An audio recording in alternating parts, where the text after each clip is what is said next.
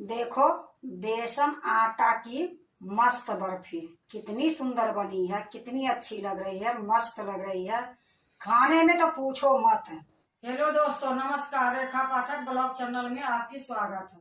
आज मैं बेसन आटा की मस्त बर्फी बनाऊंगी। तो देखो, बेसन आटा की मस्त बर्फी बनाने के लिए आपको मैं दिखा रही हूँ। एक कटोरी में ये बेसन छान के रखी हूँ। यही बर्तन में मैं एक कटोरी गेहूं के आटा ली हूँ। इसको भी मैं छानूंगी। अलग करके एक ये रखी थी कि आपको दिखाने के लिए। तो बेसन मैं पहले छान ली थी। ये गेहूं के आटा, इसको भी मैं छान लेती हूँ। देखो, मैं गेहूं के आटा छान ली हूँ। अब इसको मैं भूंजूंगी। तब मैं जाती हूँ गैस के पास। देखो, मैं कढ़ाई चढ़ा दी हूँ, गैस को जला दी हूँ। गैस धीमी है। अब इसको ज्यादा गर्म नहीं करूंगी। इसी टाइम में मैं ये जो बेसन और आटा है, ये दोनों में डाल दूंगी।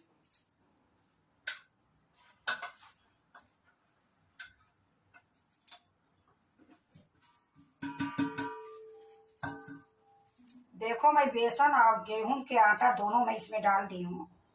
अब इसको मैं थोड़ी देर बिना घी के भूनूंगी, धीमी गैस पर। ये गैस कभी मैं नहीं मीडियम करूंगी और नहीं हाई करूंगी। धीमी गैस पर थोड़ी देर भूनूंगी, 5 मिनट के लगभग में। देखो, मैं 5 मिनट भून ली हूँ। इसमें खुशबू भी आ रही है इतनी अच्छी कि मैं आपको क्या बताऊं। अब मैं क्या करूंगी, इसमें 5-6 चम्मच घी डालूंगी। तो देखो, ये मेरा छोटा कलछुल है, तो इसमें 4 चम्मच घी आती है। तो अभी तो मैं इसको घी इसी में डाल देती हूँ। तो ये 4 चम्मच के लगभग में घी है।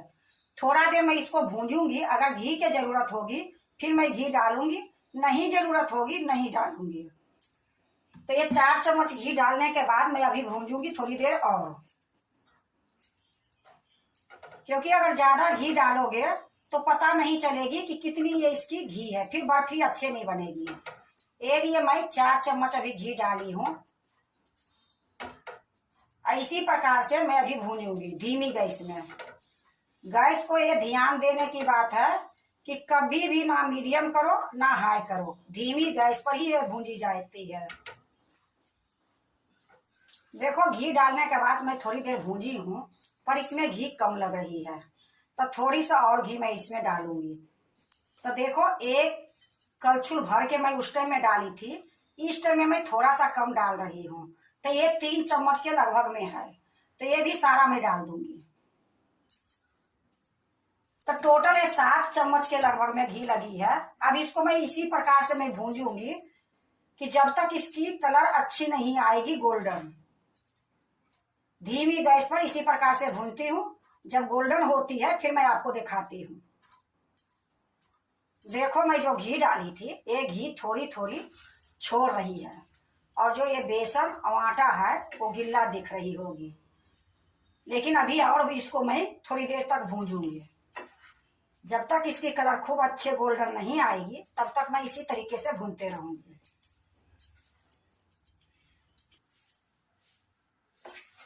देखो, ये खूब अच्छे से भूंज गई है। ये कढ़ाई भी छोड़ने लगी है। तो अब क्या करूंगी मैं, इस टाइम में इसमें 1-1 चम्मच करके दूध डालूंगी, 2-3 चम्मच। देखो, मैं एक कटोरी में दूध ली हूँ। ये दूध नहीं गर्म है नहीं ठंडा है, नॉर्मल है। तो ये दूध में 1-1 चम्मच करके 2 बार या 3 बार मैं इसमें डालूंगी। तो देखो, 1 चम्मच मैं आपके सामने डाल देती हूँ। इसको मिलाऊंगी, फिर थोड़ी देर चलाऊंगी, फिर 1 चम्मच डालूंगी। इसी प्रकार से मैं 3 चम्मच दूध डालूंगी।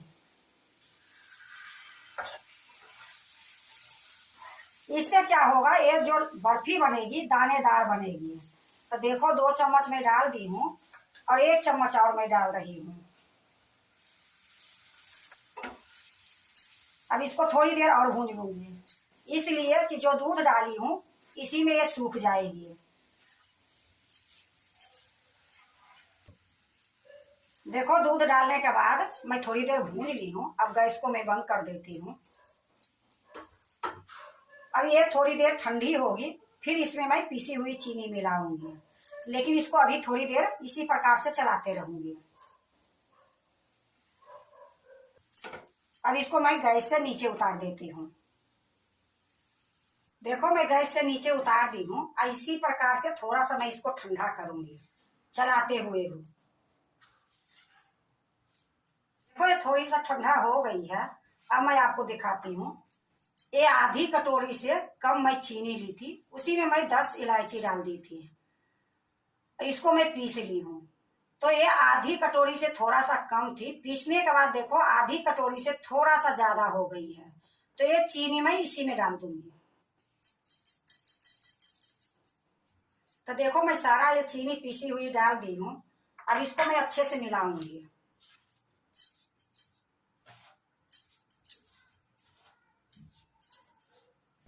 देखो चीनी डालने के बाद ये अच्छा से मिल गई है। अब देखो कितनी सुंदर ये हुई है। अब इसको मैं बर्फी जमाऊंगी। तो बर्फी जमाने के लिए मैं एक बर्तन रखी हूँ। ये देखो नीचे मैं इसकी घी लगा दी हूँ, उसके ऊपर बटर पेपर है, बटर पेपर के ऊपर भी घी है। इसी में मैं बर्फी जमाऊंगी। तो ये कढ़ाई को मैं साइड में रखती हूँ। ये सारा जो है इसी में डाल दूंगी।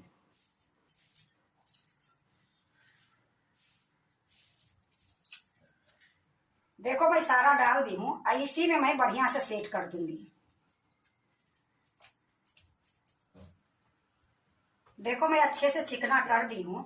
अब इसमें क्या करूंगी, ये काजू है, ये बादाम है, ये पिस्ता है, ये तीनों को मैं बारीक घस ली हूँ।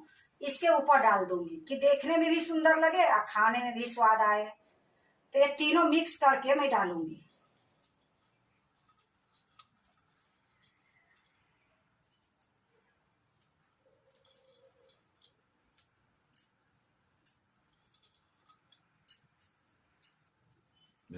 देखो मैं सारा छीट दी हूँ। अब मैं एक चम्मच ली हूँ, इसी से मैं दबा दूंगी।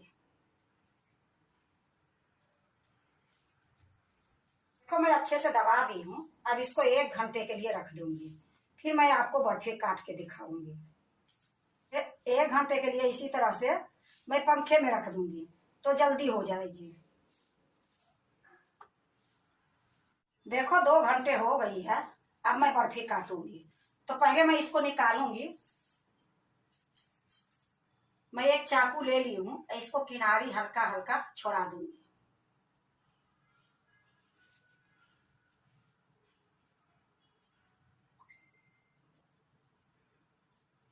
देखो मैं इसकी किनारी छोड़ा दी हूँ। अब मैं एक थाली में पलटूंगी।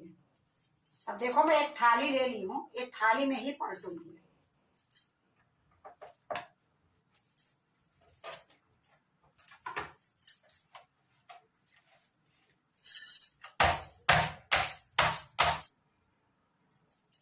फिर से मैं एक थाली लूंगी, फिर इसको पलटूंगी।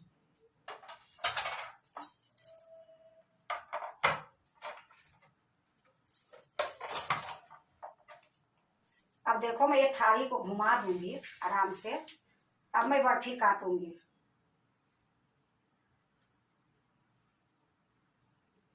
तो देखो मैं काट रही हूँ। आपको पता चलती होगी कि ये कितनी सुंदर कितनी सॉफ्ट बनी है।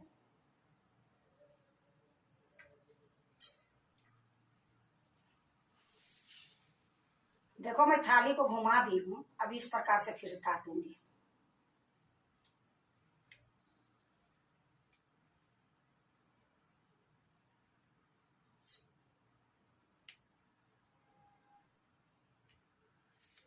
देखो मैं काट दी हूँ। अब मैं इसको एक प्लेट में रखूंगी। तो इसको मैं साइड में रख देती हूँ। देखो मैं एक प्लेट रख ली हूँ, इसी में मैं बर्फी रखूंगी।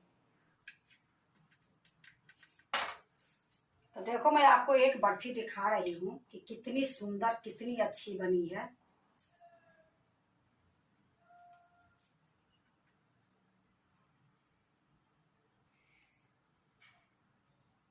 देखो बेसन आटा की मस्त बर्फी कितनी सुंदर बनी है, कितनी अच्छी लग रही है, मस्त लग रही है।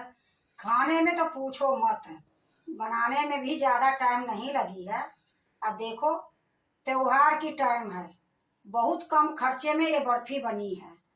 ये बर्फी बनाने में बिल्कुल टाइम नहीं लगी है।